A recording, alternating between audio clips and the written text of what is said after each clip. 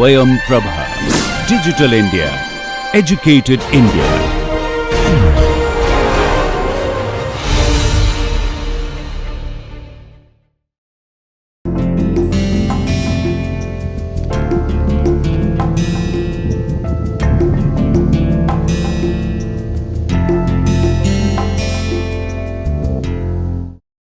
We have been learning about the moment of a force or many forces. What we have learned so far is that the torque about origin O, so that I will indicate by this, is R I cross F I, where we are applying these different forces F 1, F 2, F 3 and so on about point O. We have also learnt that the torque is origin dependent. There is a very special case when the total force on the body is 0, then torque is independent of the origin, no matter about which point it is taken, it comes out to be independent. Then as a very special case of this, we define a couple moment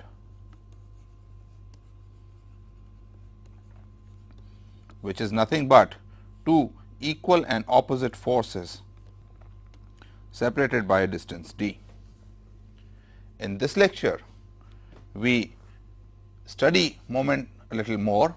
We will define the moment of a force or a torque about an axis. Then I will give you an example to show you what you have been learning in 12th grade and our definition is the same. Then we go on to discuss the different elements in mechanical systems or civil engineering systems and what kind of forces do they apply with examples. So, we are going to study in this case the moment of a force about an axis.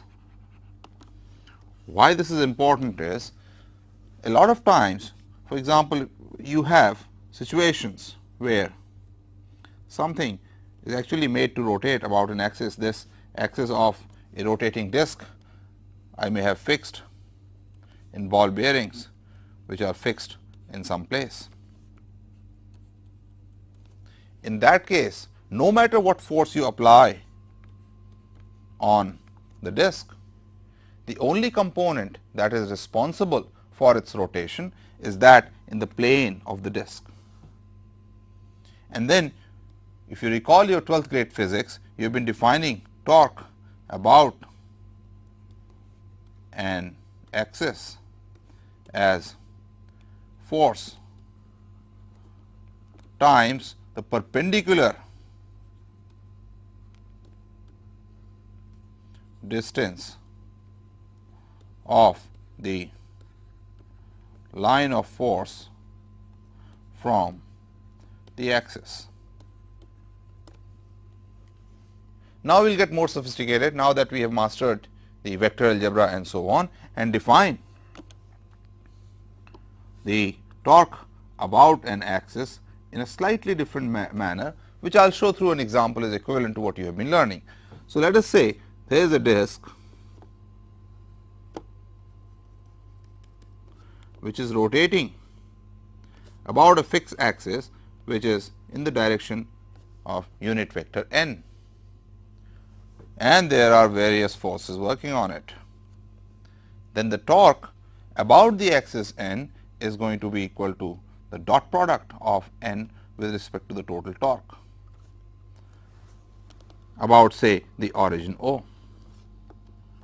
Although I am writing origin O, the torque about an axis is actually independent of where this origin is taken, because it only depends on the perpendicular distance of the forces from the axis. So, this I can write as n dot summation I r I O cross f I. And to emphasize that this is really independent of the origin, I will write it further as n dot summation I r I. I have removed this index O cross f I. This is the component of the total torque along the direction of the axis, and this is what I will call the torque about axis, let us say n. If you really work it out, what is happening is, since the axis is fixed, it is held by certain forces. No matter what forces you apply on the disc, the forces generated at the point where the axis is being held are such that they will cancel certain the applied forces and certain components of them, and then only force that is responsible for the rotation of the disc about this given axis is that which is in a plane perpendicular to this axis, and more effective it is if it is farther away from the axis. This you know from intuition and from your whatever you learned in your 12th grade. In a similar manner, the couple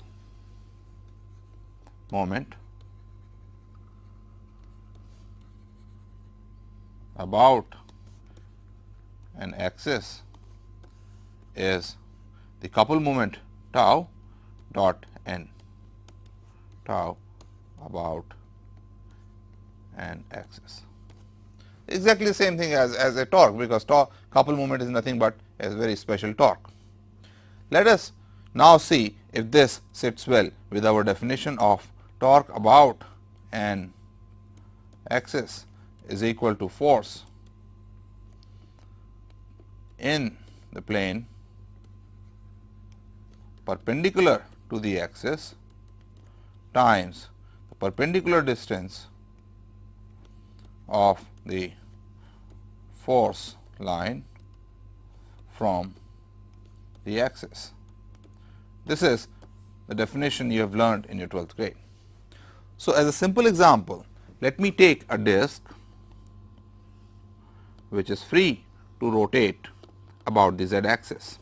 Let us say this is the x axis, this is the y axis, and z axis is coming out of the plane. Let the radius of this be 30 centimeters, and let me apply a force at point r is equal to 10 I plus 10 j. In x y notation, it is a point 10 10, a force which is, let us say, 30 I plus 20 j minus 10 k. So, I am applying a force at this point which is like this in the plane of x y, and it has a z component also minus 10 k. So, therefore, going into the plane of this board.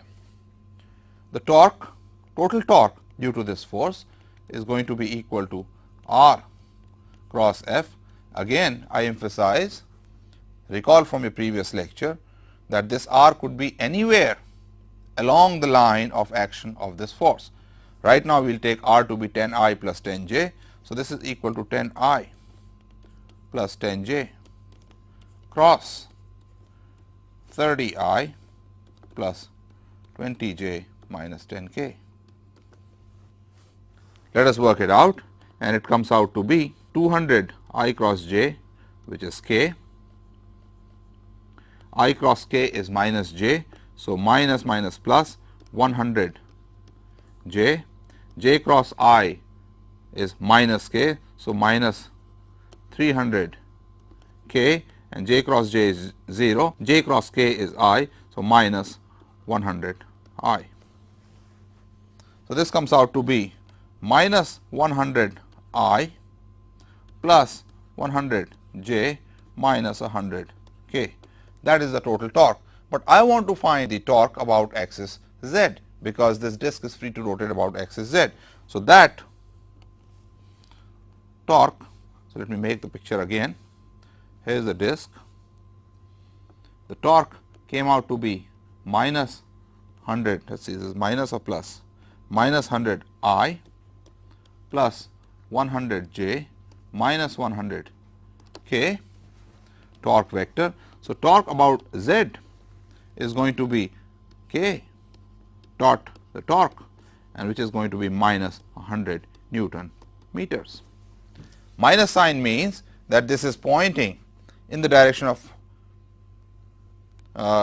opposite to z. Therefore, the disc would tend to rotate with the right hand rule in the clockwise direction. This is the sense of rotation of the disc due to this torque. So, torque about z is coming out to be minus 100 Newton meters.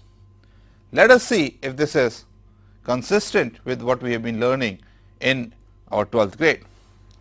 So, the line of force along which the force is working is this.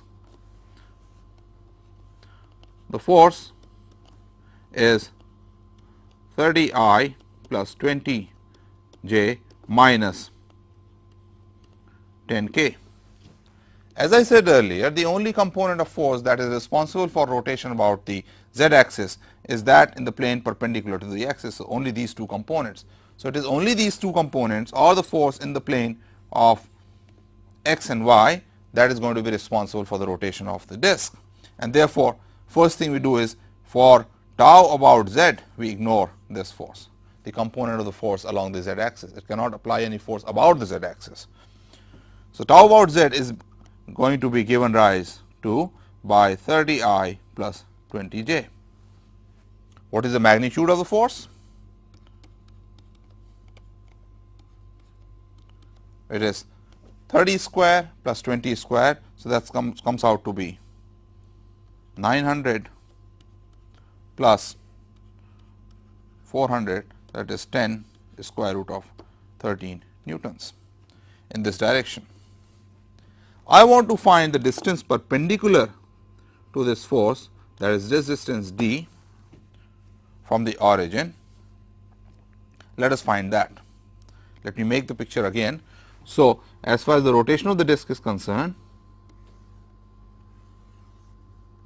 a force is acting on this of the magnitude 10 square root of 13 newtons along this line, which is given by the vector 30 I plus 20 j minus 10 k. This we have ignored. So, in the plane x y this is given by this. So, this line has a slope of 2/3 and it is passing through the point 10 10.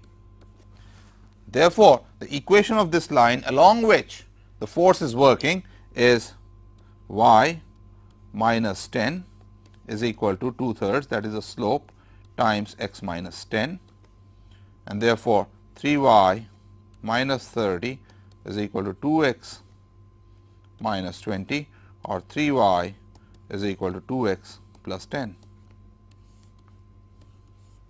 I want to find this distance along the line perpendicular to this force passing through the origin, and therefore, the slope of line perpendicular to the force line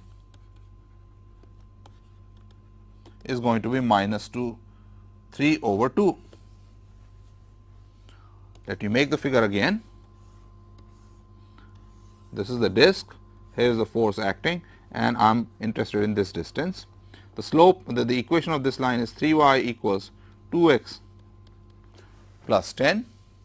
Therefore, the slope of this line m is going to be minus 3 over 2, and it is passing through the origin. Therefore, the equation of this line is going to be y equals minus 3 over 2 x.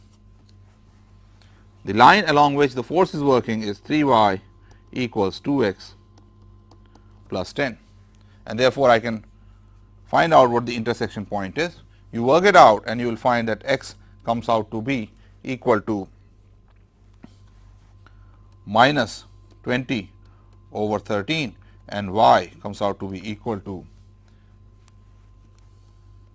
30 over 13, and therefore, this distance d perpendicular from the origin or the axis of rotation to the force line is going to be equal to square root of x square plus y square, which will be equal to 10 over root 13 meters. So, we have F, we have D, and therefore, the moment can be found out. The force is like this, whose magnitude is 10 square root of 13 newtons. We have found this distance, which is D is equal to 10 over 13 meters, and therefore, the torque about axis Z is going to be 10 root 13 times 10 over root 13, which is 100 Newton meters, and because of the direction of force being this way, the sense is clockwise. This is exactly the same as we found earlier, which was coming out to be minus 100 Newton meters. So, you see the two definitions are consistent. So, let me now summarize what we have learned about torques. Torque 1 is equal to Ri cross Fi summed over. 2, torque is independent of origin if summation Fi, that is the total force on the system, is 0. Third, that torque about an axis in vector direction unit vector n is n dot tau.